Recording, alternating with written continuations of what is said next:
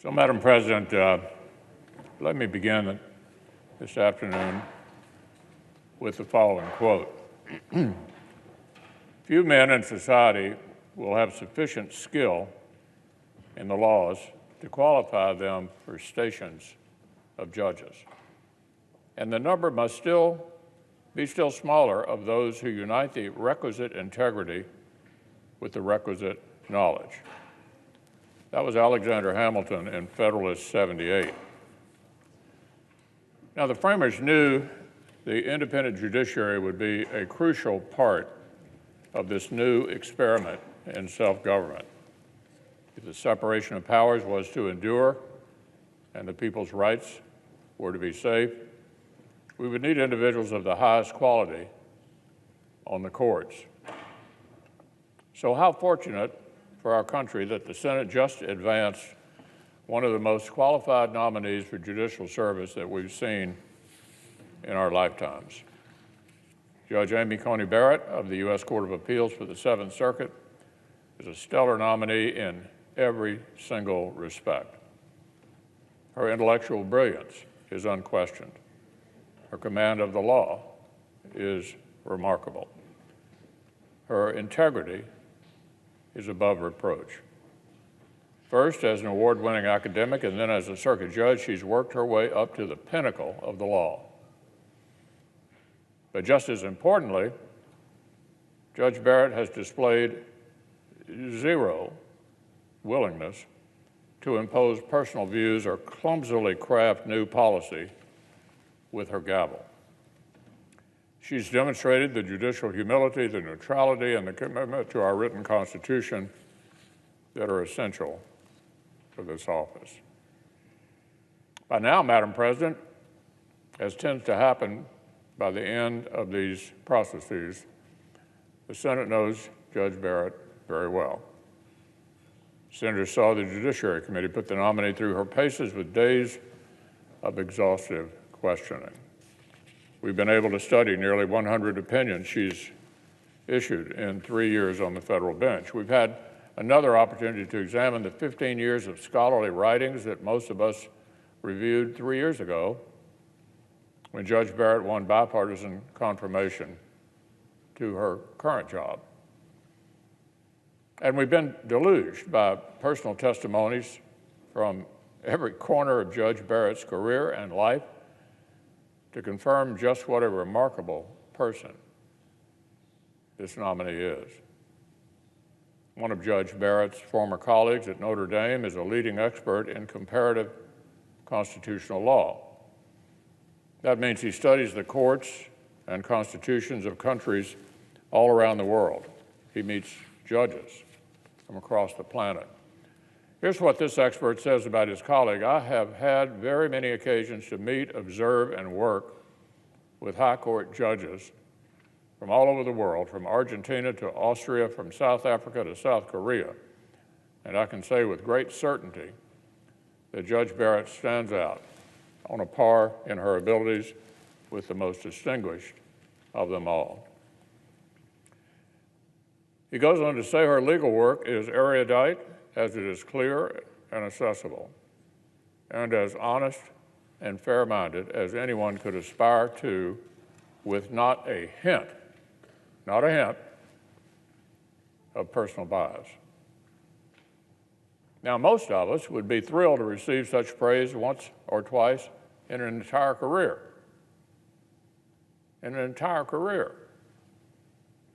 But Judge Barrett seems to provoke this reaction in absolutely everyone. The highest professional compliments seem to be the default reaction of anybody who crosses her path, anybody who comes in contact with her. 81 of her law school classmates from diverse backgrounds, political affiliations, and philosophies say the nominee embodies the highest caliber of intellect, fair-mindedness, empathy, integrity, humility, good humor, and commitment to justice. They also said, as fellow students, we've learned more from Amy than the professor. Learned more from Amy than the professor.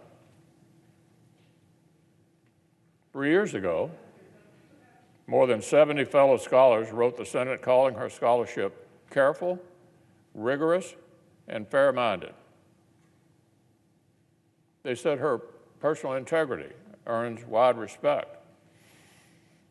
And listen to this, every one of the Supreme Court alumni who clerked alongside Judge Barrett wrote us to share their unanimous view that she is a woman of remarkable intellect and character. That means, colleagues, that was the clerks to Ginsburg and the clerks to Breyer as well, all of them, without exception.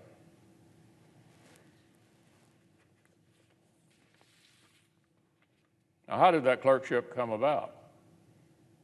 By the way, after one of her professors, who's now a university president, wrote Justice Scalia with one sentence, Amy Coney Barrett is the best student I ever had.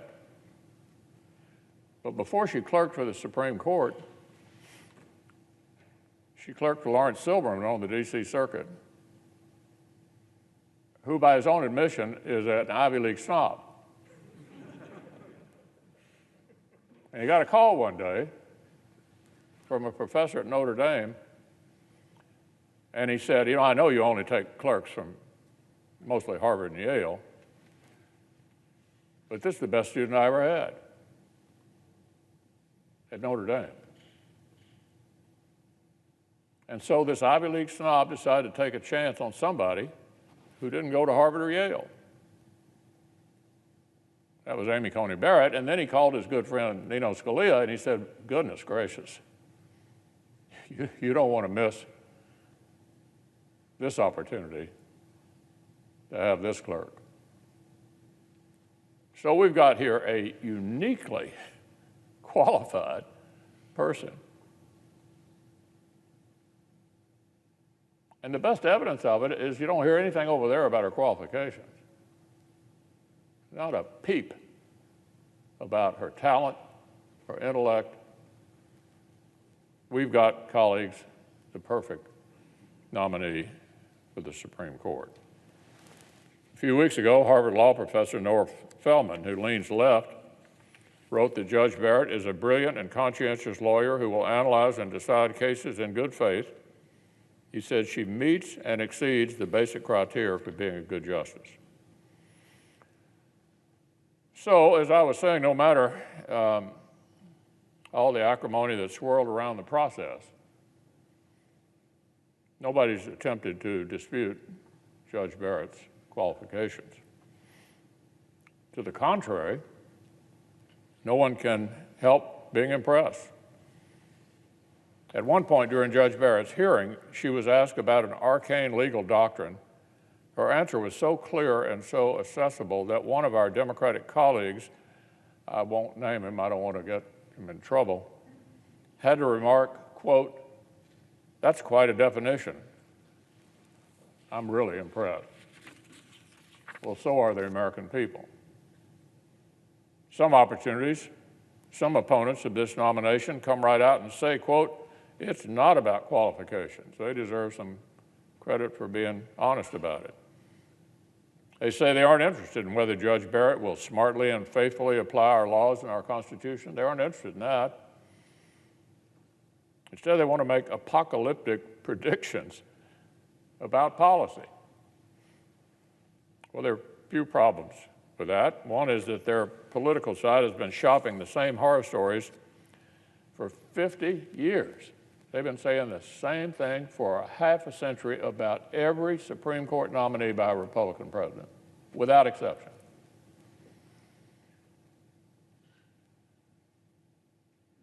And many of those judges,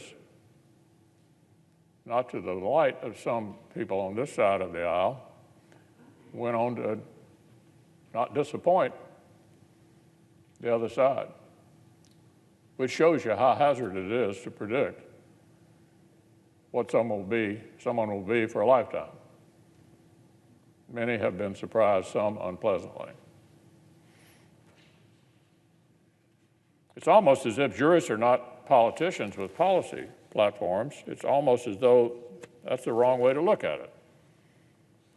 That is a deeper misunderstanding of what's at play here. Let me quote an expert. A judge must apply the law as written, not as she wishes it were. Scalia used to put it this way. He said, if you want to make policy, why don't you run for office?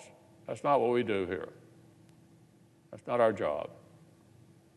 It takes a good deal of discipline to squeeze your personal opinions out of your decision making.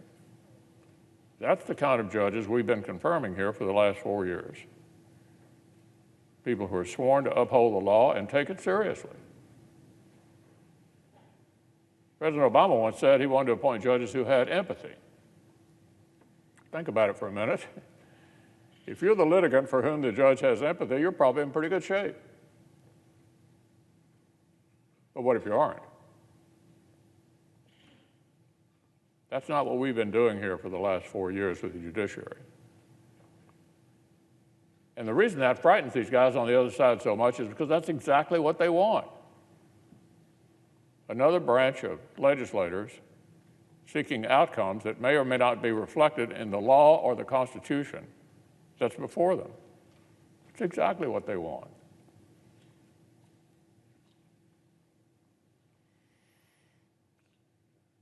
Courts have a vital responsibility to enforce the rule of law, which is critical to a free society, but the policy decisions and value judgments of the government must be made by the political branches elected by and accountable to the people. The public should not expect courts to do so, and courts shouldn't try. Now, who said that? That was Amy Barrett who said that. She understands the separation of powers far more keenly than her critics. She understands the job of a judge. Our Democratic colleagues should not have tried to filibuster this exceptional nominee. They should have listened and actually learned. I loved during the hearing when Senator Cornyn said, "What do you have on your notepad?" She held it up, nothing. Nothing. No notes at all. And we got 2 former Supreme Court clerks on that committee, Senator Cruz, Senator Hawley. And I've heard them say over and over again, oh, 3? Oh, Mike, sorry. 3. So they've been around the best at the highest level. Nobody's seen anything better than this. This is something to really be proud of and to feel good about. We've made an important contribution to the future of this country. A lot of what we've done over the last 4 years will be undone sooner or later by the next election. They won't be able to do much about this for a long time to come. Fortunately for Judge Barrett and for our nation, history will remember what is already clear. The deficiency is with their judgment, not hers. Their judgment, not hers. The Senate is doing the right thing.